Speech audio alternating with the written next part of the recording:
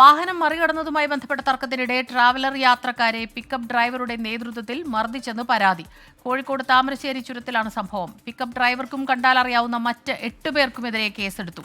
ഷഹദ് റഹ്മാനാണ് ചേരുന്നത് കോഴിക്കോട് നിന്ന് വിവരങ്ങളുമായി. ഷഹദ്, വാഹനം മറികടന്നതിലുള്ള തർക്കത്തിൽ നെടുമ്പാശ്ശേരിയിൽ നടന്ന ദാരുണമായ ഒരു സംഭവം നമ്മൾ മറന്നിട്ടില്ല. അതിനിടെ ഇതുപോലെയുള്ള പ്രശ്നങ്ങൾ തുടർച്ചയാകുന്നു എന്നുള്ളതാണ്. ഇപ്പോൾ എന്താണ് ഇവർക്കിടയിൽ സംഭവിച്ചത്? സ്മിത, ഈ കേസ് എന്ന് പറയുന്നത് ചെറുകളത്തൂർ സ്വദേശി രഞ്ജിത്തിന്റെ പരാതിയിലാണ് ഇപ്പോൾ താമരശ്ശേരി പോലീസ് 8 പേർക്കെതിരെ കേസ് എടുത്തിട്ടുള്ളത്. എന്നാൽ ഈ സംഭവം നടക്കുന്നത് താമരശ്ശേരി ചുരത്തിൽ ഇന്നലെ ഇത്തരത്തിൽ ഈ സംഘം, അതായത് ഈ ട്രാവലറിൽ ഉണ്ടായിരുന്ന സംഘം കല്യാണം കഴിഞ്ഞ് വരികയായിരുന്നു, ഒരു കല്യാണ പരിപാടി കഴിഞ്ഞ് വരികയായിരുന്നു.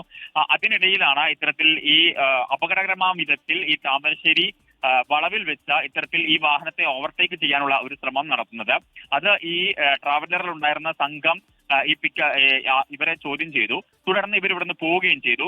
ആ ഘട്ടത്തിലാണ് ഇത്തരത്തിൽ ഈ പിക്കപ്പിലുള്ള ഡ്രൈവർ അത് താഴത്തേക്ക് ഇറങ്ങിയിട്ട് കാണിച്ചു തരാം എന്ന് വെല്ലുവിളിച്ചുകൊണ്ട് പോകുന്നത്. തുടർന്ന് താമരശ്ശേരി ടൗണിലെത്തുന്ന ഘട്ടത്തിലാണ് ഇയാൾ ഈ ട്രാവലറിൽ ഉണ്ടായിരുന്ന ആളെ, അതായത് പിക്കപ്പ് വാനിലെ ഡ്രൈവർ ഈ ട്രാവലറിൽ ഉണ്ടായിരുന്ന ആൾക്കാരെ മർദ്ദിക്കുന്ന ഒരു സാഹചര്യം ഉണ്ടായിരുന്നത്.